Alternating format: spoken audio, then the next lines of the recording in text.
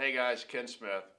Happy Thanksgiving. Thanks for tuning in. This is going to be part 3 of our, so basically this is the Sam Rayburn, extended Sam Rayburn report and tournament fishing with FLW Tour Pro, more than $1 million tournament winning angler, James Niggemeyer. So, great footage here. This is going to be a 4-parter. I've got enough footage for one more part behind this, and I'll get that up hopefully this weekend or early next week.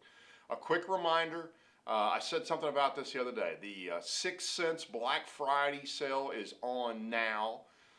Coupon code BF20, Black Friday 20, cap letters, gets you 20% off almost everything on the website. So check that out if you haven't yet. Great time to stock up. You're not going to get these at a better price. You know, my normal Ken10 code is 10% off. So you're not going to get a better price on 6 cents lures than going right to the 6 cents website right now and buying them at 20% off. So that's out there for you.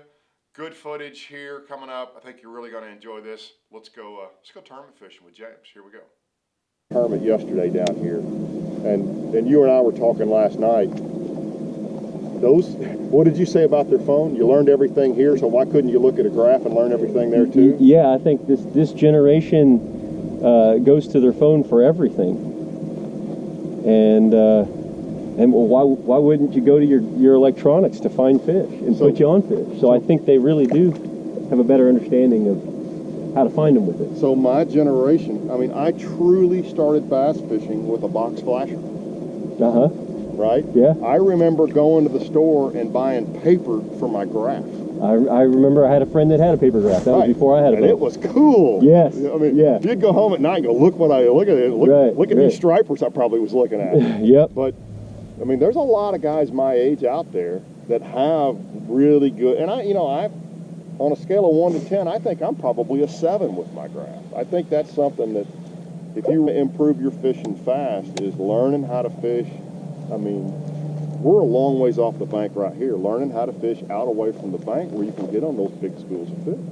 Yes, and I think one of the things that's probably the most underrated when it comes to fishing offshore is people's ability to position and make that presentation, know exactly where they are, and it's even more challenging when you got a fog like this, but yeah, knowing where you are and how to present the bait and knowing when you're on the bottom and using all this to have success. Yeah. There's that stuff I've been hitting. There's somebody else on. And then you've also started doing some YouTube stuff. Yeah, I've got my YouTube channel. It's James Niggemeyer Fishing, and having a lot of fun with that. Yeah. I didn't think that would, I kind of did slaying with it and doing just some tournament recaps, and I've expanded it and having some fun with it, trying to post once a week. And that's what we talked about earlier. There's a ton of guys posting YouTube videos, and hey, I'm one of them, right? But to me, the ones that are fun to watch are the ones that are doing it because they love to fish, right? Yeah. They just like going out and going fishing, and that's from watching your videos. That's why I reached out to you. I enjoyed your videos because you're having a ball doing it, and you're taking your son fishing, which, I think that's the coolest thing. I cannot wait, and I'm sure Hollis is going to hate fishing. That's almost in the cards, right? He's like, I don't want to fish. I want to play video games. But I truly hope he likes fishing like his daddy does. Well, I think one of the main reasons my son likes it is because my wife set me up to succeed. She said, all right, here's the deal. Don't do what you did with me and stick me in the boat and fish for 15 hours. Take him to the pond and just give him, an hour or two. Don't make him sick of it. Make him leave wanting him, where he wants more. And we did a lot of bluegill and bobbers and stuff like that. Man. And that, I really feel like, really helped a bunch because I would have just stuck him in the boat for 12 hours. That's funny you say that. My youth, we didn't fish plastic worms. We fished minnows and crickets and worms. I mean, it's all about falling in love with getting that bite, pulling the bobber under, man. So much fun. And man, when we could dig up a crawfish, woo, you were on something then. You were going to catch them with crawfish. God, I love doing that. Yeah, I think he still really likes to fish for crappie. I do too. More than anything else, but he's really getting the bass bug now.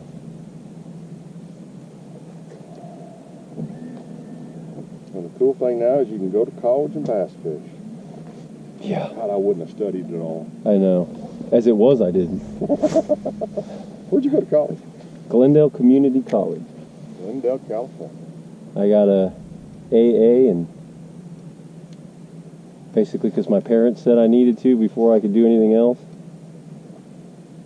And since I was still living at home, I honored them in that, and then I went fishing. I've never told this story on camera.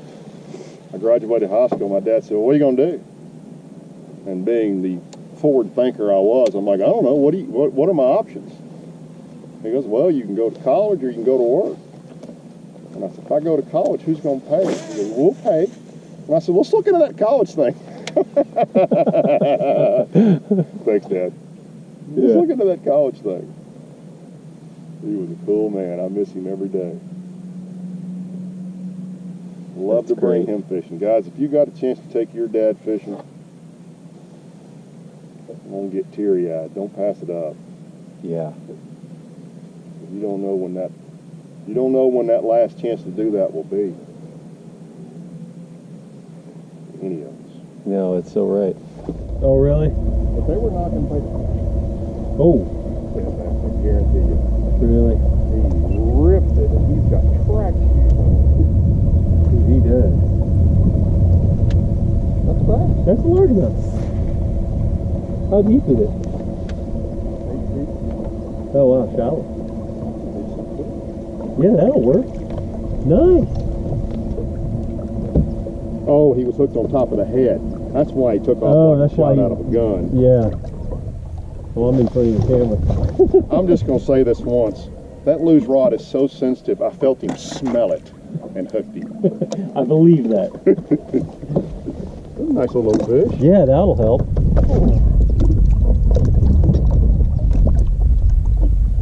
All right, the green one is obviously smaller than the other one, right? Yeah, this one on the other side has got shoulders. No, that was like a 2. Another one? Nice. And I said, what are you doing? He goes, I'm going to weigh my fish. And I said, put that fish back in the line, boy. You'll weigh that fish when you catch your 6. Right. He stands up, next cast catches a 4. And he looks around at me and he goes, okay, Mr. Smith, I learned my lesson.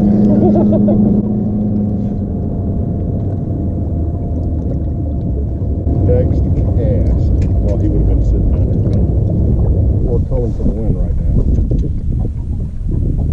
Yeah, but we need to know where our best spot is at before we 13. before you catch that 10. Right. I want to call him, throw right back in there real quick. Man, I think it's time for new coloring because they're all breaking off. These new TH clips are nice. The new TH clips are nice.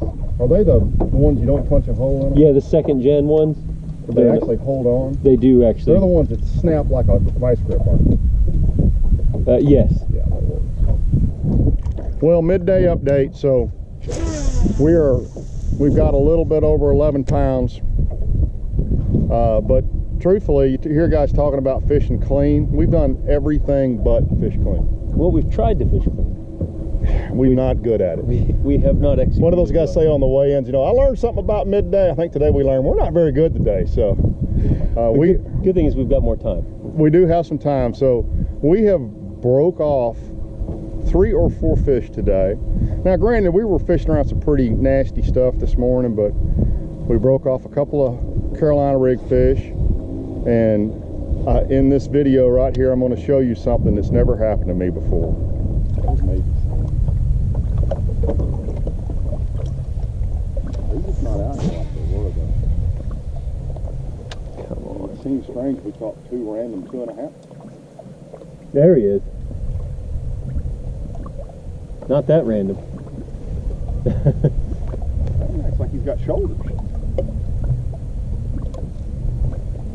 He come off! No! Oh! God. So that there, your hook broke. Right there. You see it? Oh my God. That hook got straight.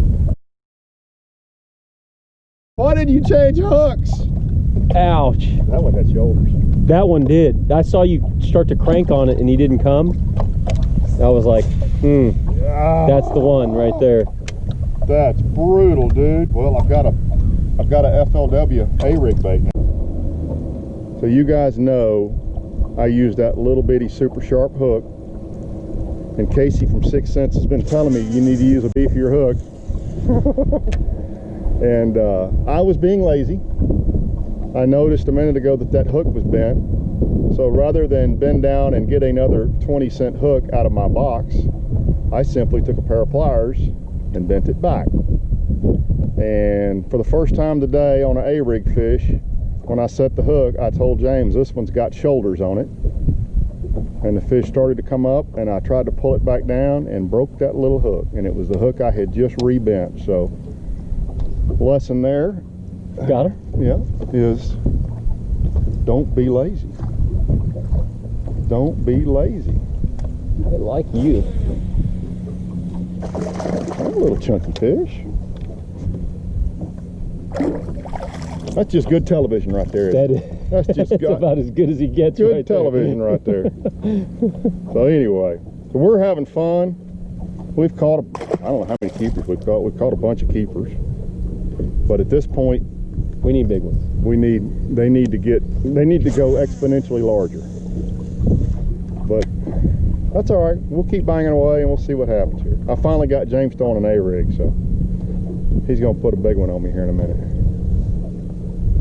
I hope so. I haven't caught many on an A-rig. Oh, now we're tangled after we talk about that bait. That's right. We did.